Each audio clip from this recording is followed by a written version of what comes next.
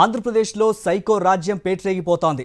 Red book రాజ్యాంగాన్ని దగ్గరుండి అమలు చేయిస్తోన్న చంద్రబాబు, లోకేష్లు తమకు చట్టాలతో పనే లేదన్నట్లు ఇష్టారాజ్యంగా వ్యవహరిస్తున్నారు. ప్రముఖ సినీ నటుడు, రచయిత పోసాని కృష్ణమురళిని వందల కిలోమీటర్ల దూరం పోలీస్ స్టేషన్లు, జైళ్ల చుట్టూ తిప్పుతూ టార్చర్ పెడుతున్నారు.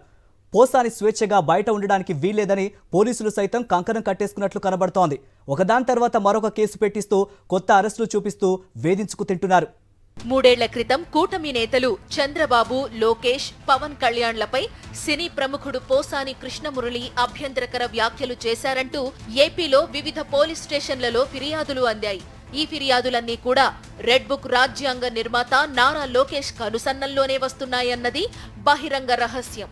ఫిర్యాదు అందడం ఆలస్యం. పోలీసులు అమాంతం పోసానిపై కేసు నమోదు చేసేస్తున్నారు.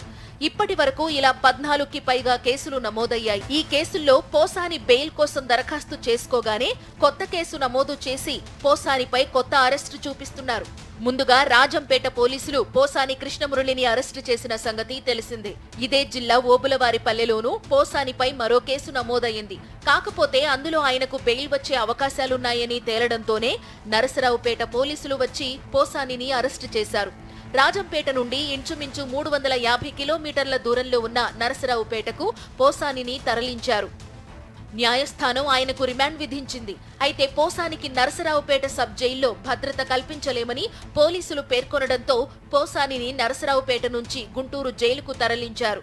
పోసానిని పోలీస్ కస్టడీకి ఇవ్వాలని పోలీసులు డిమాండ్ చేశారు.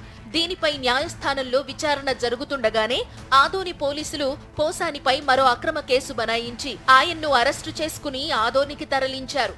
గుంటూరు నుండి 397 కిలోమీటర్ల దూరంలో ఉన్న ఆదోనికి పోసానిని తీసుకుపోయారు. ఆదోనిలో ఆయనకు రిమాండ్ విధించగానే మరో దూర ప్రాంతంలో పోసానిపై కేసు పెట్టి ఆదోని నుంచి అక్కడికి తరలించుకుపోవాలన్నది ప్లాన్. ఇలా వారాల తరబడి పోసాని కృష్ణమురళికి బెయిల్ అన్నదే రాకుండా ఒకదాని తర్వాత మరొకటిగా అక్రమ కేసులు బనాయిస్తూ పోవాలన్నది రెడ్ బుక్ రాజ్యాంగపు ఆలోచనగా తెలుస్తోంది.